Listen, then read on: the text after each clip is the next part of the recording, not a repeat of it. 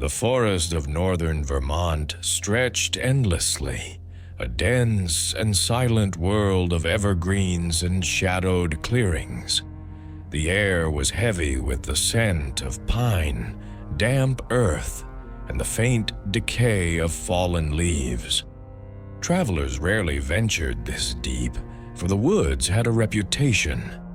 Those who wandered too far sometimes spoke of things that could not be explained, whispers of cabins that appeared and vanished without warning, leaving behind only faint traces on the ground. It was late autumn when Jonathan Mercer, a surveyor and occasional hunter, entered the forest. He had heard the local legends passed down by loggers and hunters who warned of a vanishing cabin, but like most rational men, he dismissed them as stories told by those who feared the dark. His task was simple: to chart a portion of the forest for timber rights, but curiosity drew him further than he intended.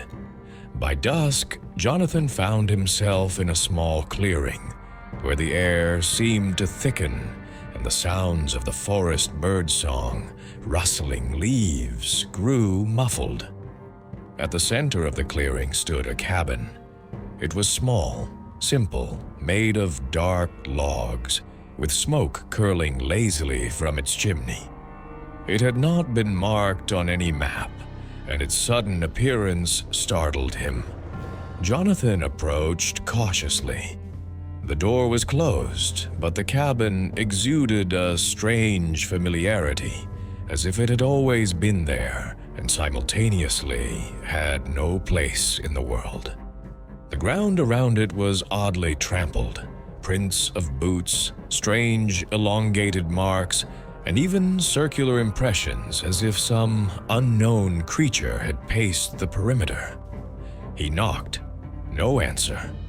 He tried the door. It opened smoothly, revealing a dim interior, sparsely furnished, a rough table, a single chair, and a fireplace with faint ash. On the table lay a journal, its cover weathered and pages yellowed. He opened it, and the first entry read, "They come and go. The cabin moves, yet remains. I do not know why, nor can I escape. The prints on the ground follow me, as if the earth itself remembers." Jonathan's heart quickened. The handwriting was erratic but precise, the ink smudged in places as if the writer had been interrupted. He read further. The entries spoke of fleeting visions, figures glimpsed in the trees, and nights where the cabin appeared in different clearings, yet always in the same forest. The writer claimed to have tracked it, mapping its movements, yet every dawn found the cabin gone, leaving only impressions on the soil.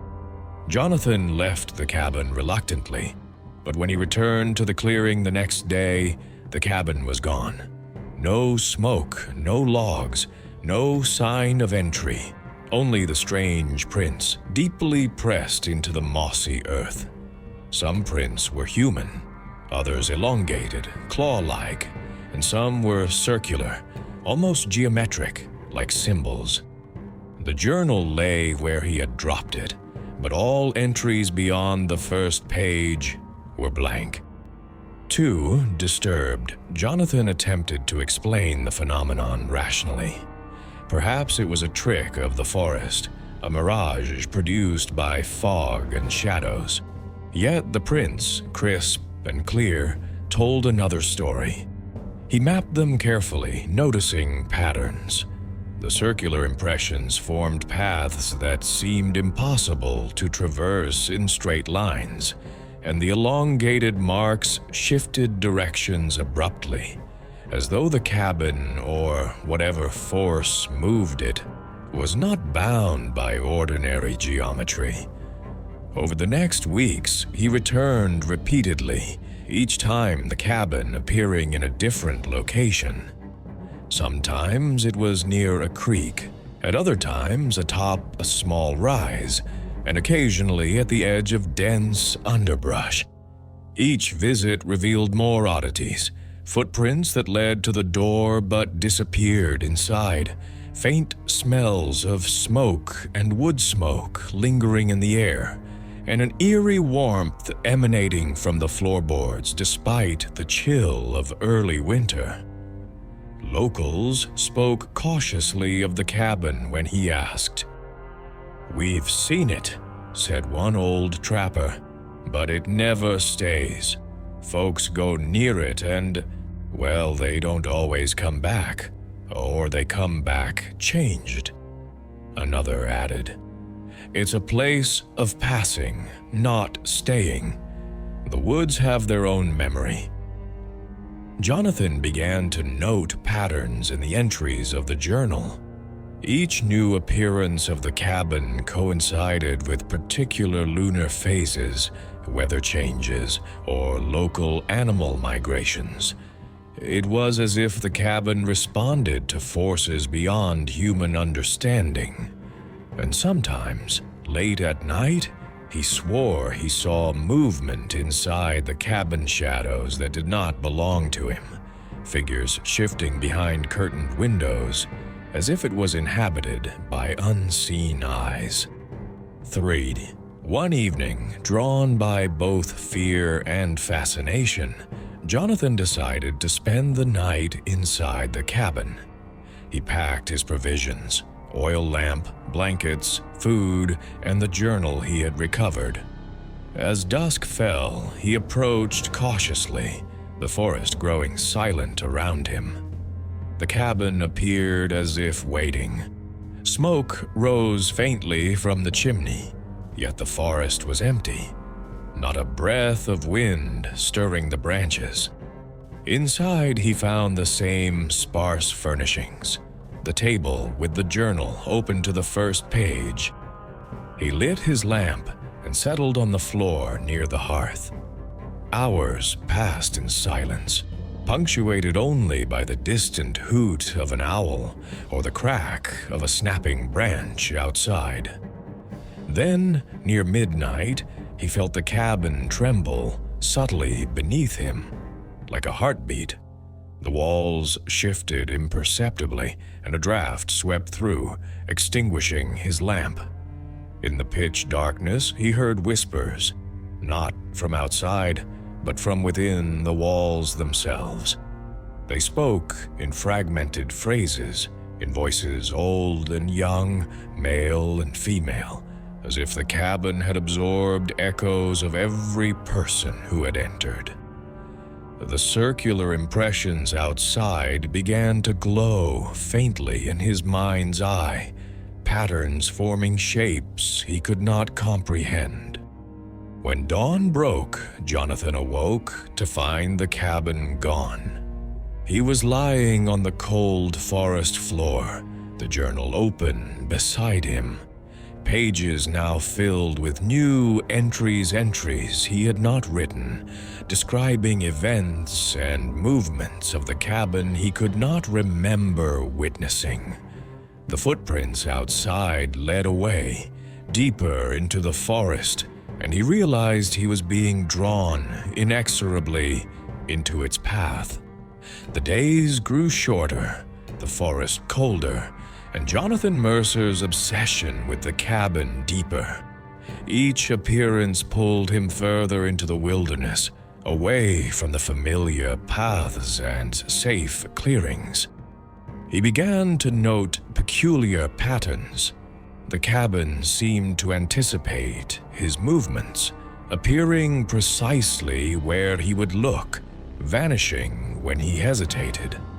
At times, he could trace its path by the strange impressions left in the soil, yet when he followed them, they twisted and warped, leading him in circles or into areas of thick, unyielding underbrush.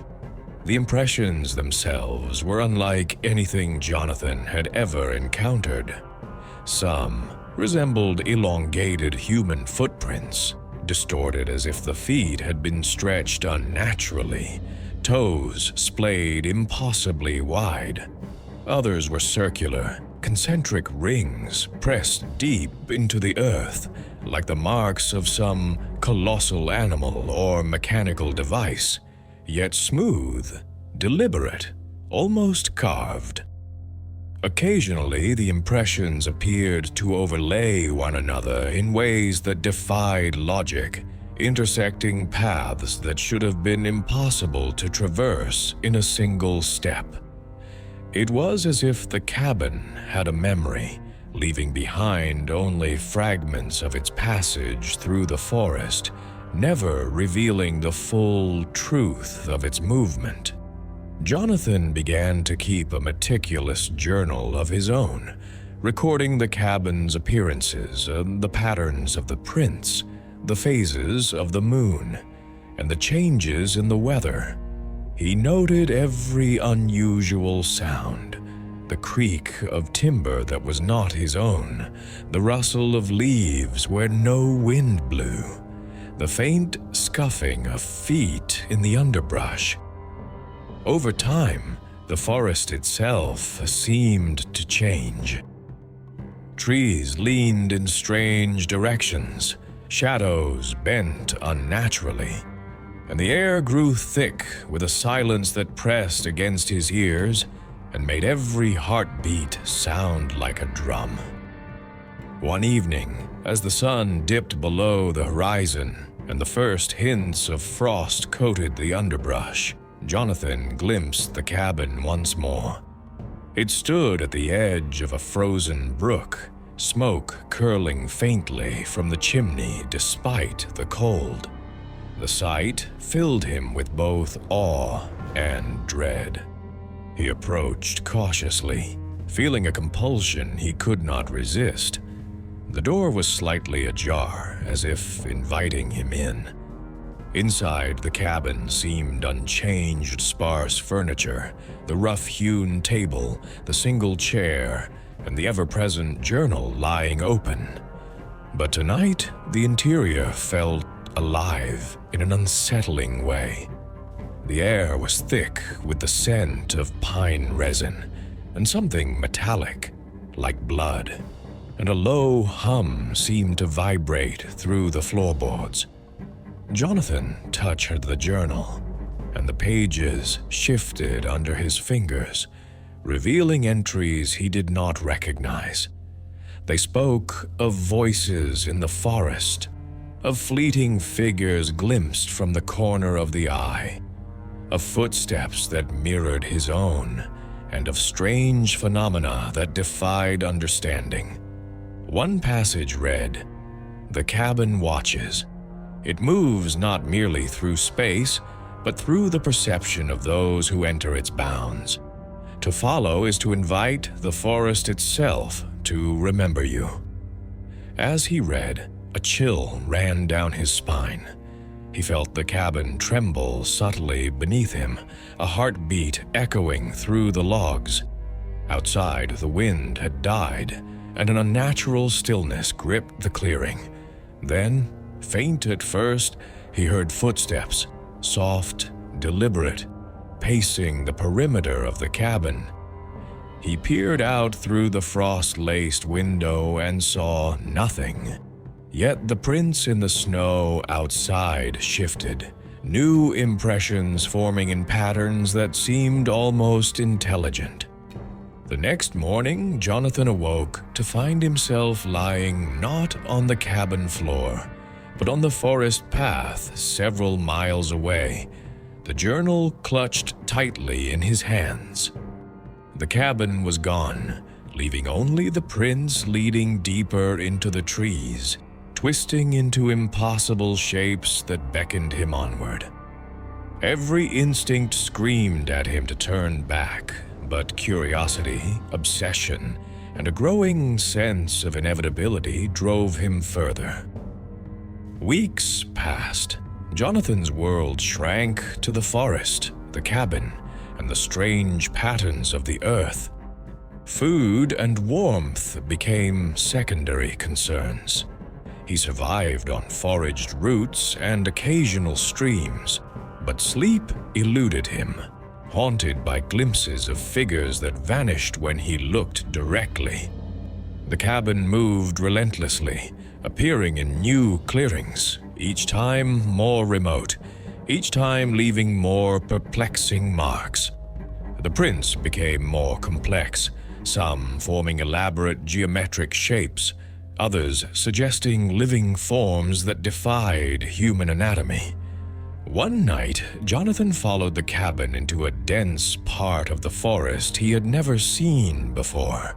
Snow fell silently, covering the ground in a thick, muffling blanket. The cabin stood atop a small rise, smoke rising faintly as if it had always belonged to that spot. He approached the door, hesitant, and entered. Inside, the air was warmer than the cold outside, almost unnaturally so, and the journal lay on the table. As he opened it, he noticed something extraordinary. The entries now seemed to respond to him, words appearing as he read, forming sentences that addressed him personally. You follow, you seek, you will not leave unchanged. Do you understand what it means to witness without knowing? To tread where the earth remembers all? Jonathan's heart raced. The cabin was no mere structure. It was alive in a sense he could not comprehend, a sentient presence woven into the forest itself. The prints outside were not just marks, they were its language, a record of passage, memory, and perhaps even judgment. He realized that to understand it fully, he would have to surrender to the forest, to let go of the rational world entirely. At dawn, he left the cabin reluctantly. The forest seemed to pulse around him, guiding his steps toward the next clearing. And there, faint in the new snow, the cabin awaited once more, as if it had anticipated his arrival. The circle repeated endlessly, a dance between man and the inexplicable, a labyrinth with no exit, only further depths to explore. The forest had grown colder still. Winter tightened its grip on Vermont, coating the underbrush with frost and icing the branches with thin sheets of glassy ice.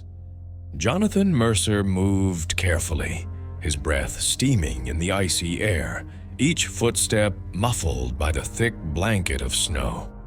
The cabin had not appeared for several days, and the absence gnawed at him.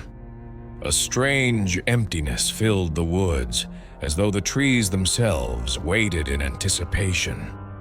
On the fifth morning, he found the first sign, an intricate pattern of prints, unlike any he had seen before.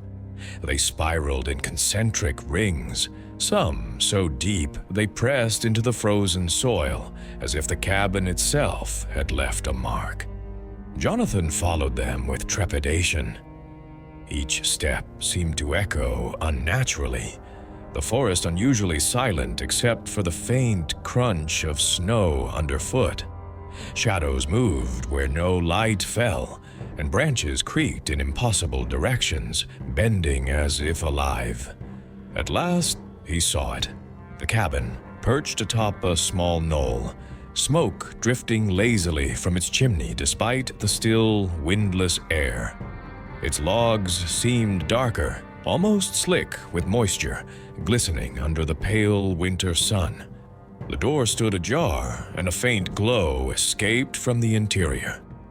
As he approached, Jonathan felt the familiar pull in his chest, a mixture of dread and irresistible fascination. He pushed the door open. Inside, the air was warm and oddly fragrant, a mixture of pine, smoke, and something indefinably metallic. The furniture was unchanged, the rough-hewn table, the single chair, the hearth with cold ashes. But now Jonathan noticed the walls themselves seemed to shift imperceptibly. Lines in the logs twisted subtly, forming shapes and symbols that vanished when he tried to focus.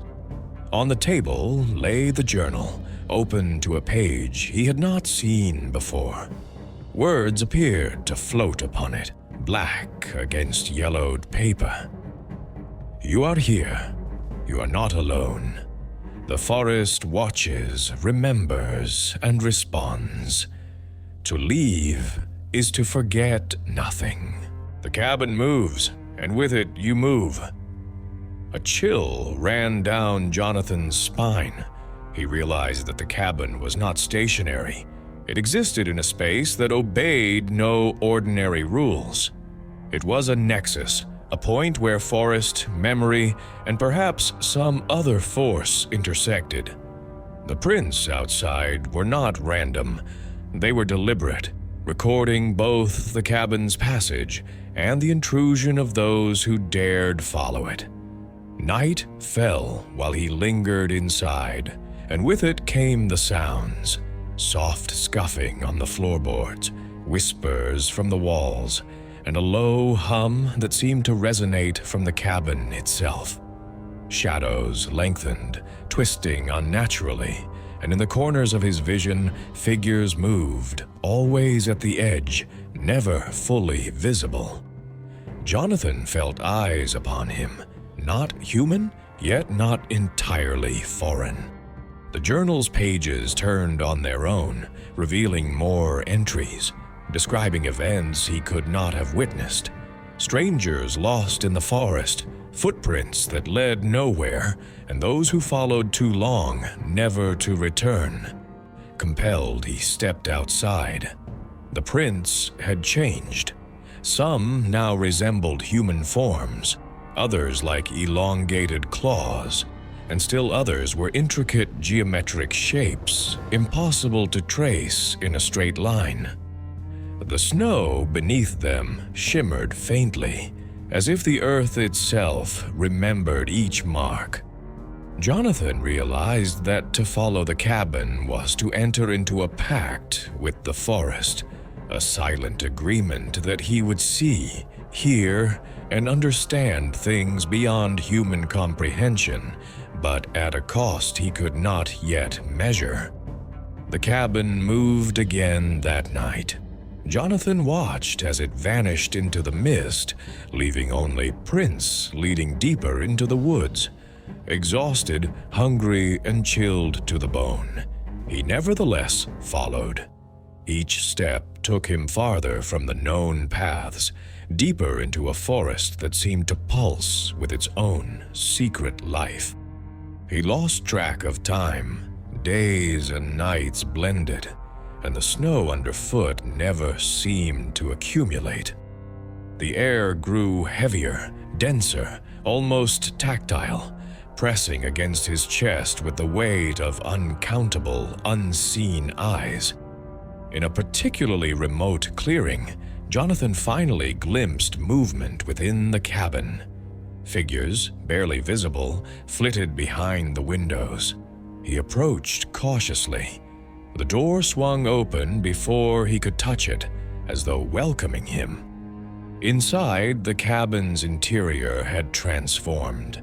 The walls were lined with faintly glowing symbols, and the air vibrated with a low, constant hum. Shadows moved independently of light sources, coalescing into forms that suggested faces, hands, and shapes he could not name. He read from the journal. To witness the cabin is to bear its memory. It does not vanish its records. It observes, it integrates. Those who enter become part of the narrative, forever tethered to the movements of the forest. A cold wind swept through the cabin. Jonathan stumbled, and when he regained his footing, the figures were gone. Only the prints remained, spiraling outward, leaving paths he could follow but never understand. The forest outside seemed alive, branches reaching toward him like fingers. the snow crunching beneath invisible footsteps that mirrored his own. He understood then that the cabin was not simply moving. It was alive, aware, a creature of wood, earth, and memory, shaping the forest itself. Days turned to weeks. Jonathan became increasingly isolated. He subsisted on what he could forage and the meager stores he carried, sleeping little, driven by obsession. The forest seemed endless, each clearing revealing new mysteries, new impressions of the cabin. He began to recognize the patterns, the concentric rings, the elongated steps, the abrupt turns, all forming a language he could almost read. One night, under a pale crescent moon, he followed the prince into a clearing unlike any he had seen. The cabin stood at the center, larger than before, almost looming.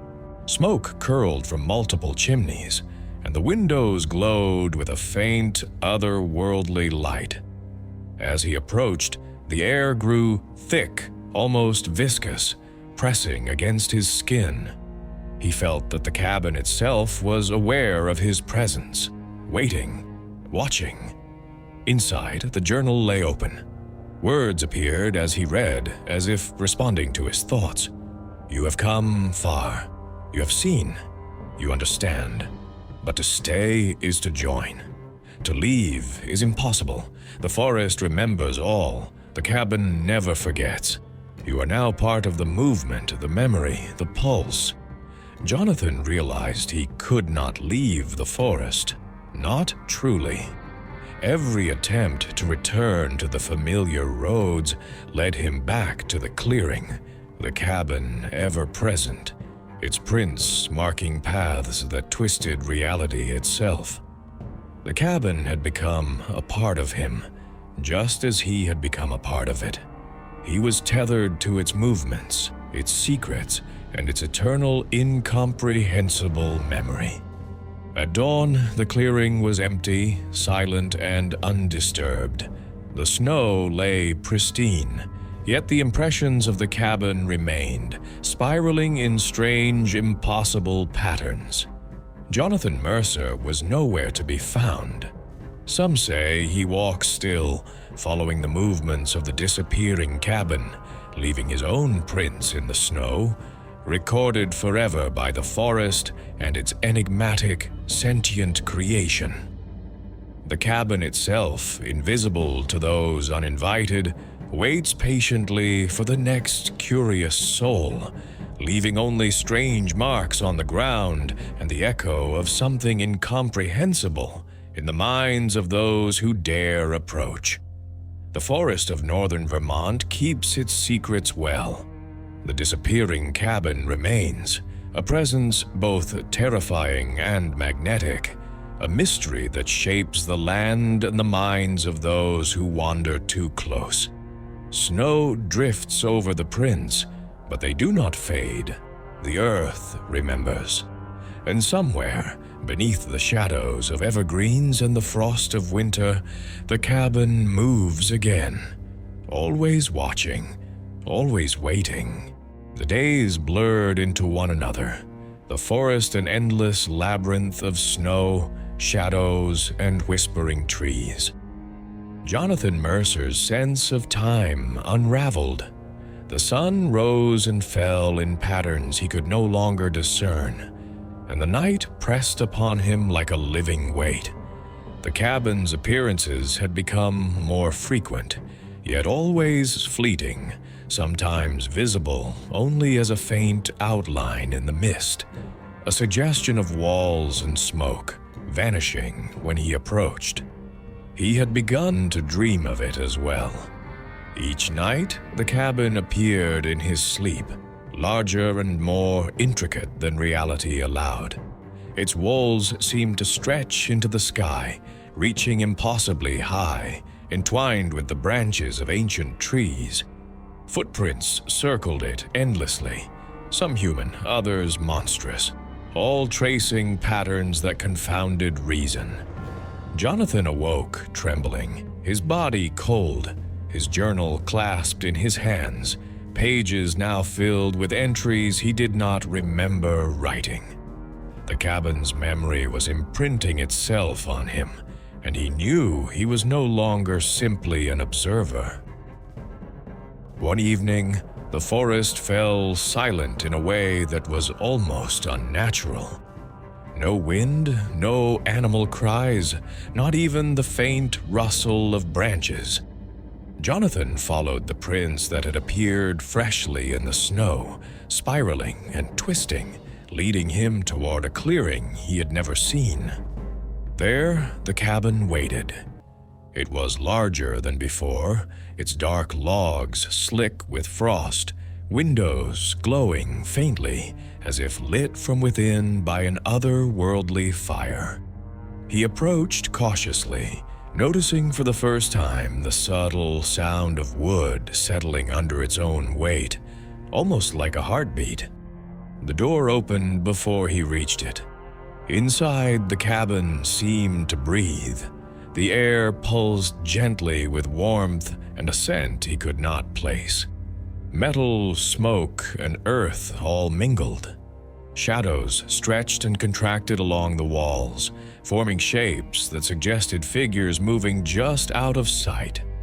The journal lay on the table, open, its words shifting as he read. "You are becoming part of the cabin. You move with it and it moves with you. Time bends, memory twists. You will see things no one else can see and hear what no one else hears. The forest remembers you." Jonathan's pulse quickened. The air vibrated with whispers, fragments of voices from past visitors, lost and unremembered. Some words were pleading, others warning, and some simply names of those who had come before him and never left. He realized the cabin was not a passive observer. It was a recorder, a sentient force that absorbed all who entered its space and the forest around it. Compelled, he moved toward the back of the cabin, where a small hatch he had not noticed before lay partly hidden beneath a worn rug.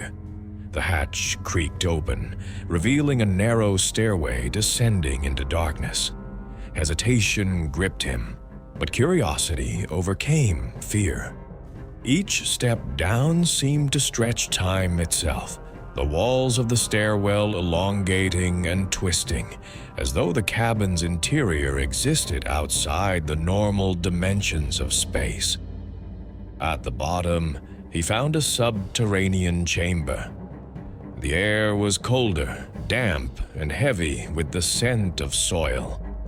Along the walls were more of the strange circular impressions he had seen outside, carved into the stone floor, glowing faintly with a phosphorescent light. Shadows danced across the walls, forming fleeting images of previous wanderers' faces twisted in fear, awe, and wonder. In the center of the room lay a pool of clear water, its surface perfectly still, reflecting the cabin above, as though suspended in another dimension. Jonathan peered into the water.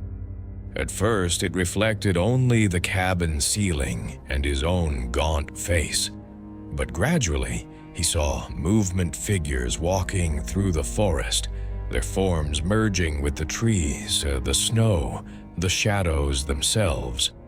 Some appeared to follow paths he knew, while others moved along impossible routes, vanishing and reappearing as if the forest had its own memory. The pool seemed to show not just the present, but the history of the cabin, every appearance, every visitor, every footprint. A sound behind him made him turn. A figure stood at the top of the stairs, shadowed and faceless, tall and impossibly thin, its cloak merging with the darkness. Jonathan could feel its gaze upon him, and a shiver ran down his spine. "Do you understand?" the figure whispered, voice low and hollow. "To follow is to join. To leave is to forget nothing. The forest remembers all.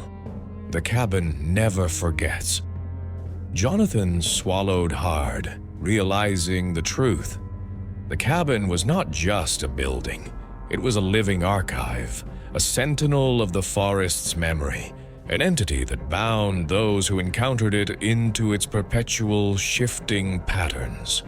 The footprints, the impressions, the spiral circles, they were its language, a record of passage, warning, and invitation. He was now irrevocably a part of it. Days merged into nights. Food and warmth became secondary concerns. Survival itself became a series of calculations and instinctive movements, following patterns he could barely understand. Each clearing revealed new mysteries, footprints leading to nowhere, impressions of hands or claws, concentric rings that seemed to pulse under his feet. The cabin appeared unpredictably, always just within reach, yet never fully grasped. One night, Jonathan awoke to find himself lying outside the cabin, snow covering his body, yet not a footprint leading to or from him. The journal lay open beside him, entries written in a hand that was both his own and not his own. He who seeks the cabin finds not rest, but understanding. Each step forward is a descent. Each footprint left is a tether. You are bound, and yet the forest allows passage. The cabin moves, but so do you. Forever. The realization struck him. He could never truly leave. Every attempt to return to civilization ended with him back in the forest, drawn inexorably toward the cabin. It was a force of nature, a living memory, a labyrinth with no exit. The cabin's movement had become a rhythm he could sense, a pulse guiding him deeper into the mysteries of the Vermont wilderness. The forest was no longer merely a setting. It was a participant, alive and sentient. Branches leaned as if to observe, shadows bent unnaturally, and the snow beneath his feet bore marks of movement he could not comprehend. The cabin awaited, ever patient, ever knowing, and Jonathan Mercer walked its spiral paths endlessly, leaving footprints that would become part of its memory, just as the countless wanderers before him had.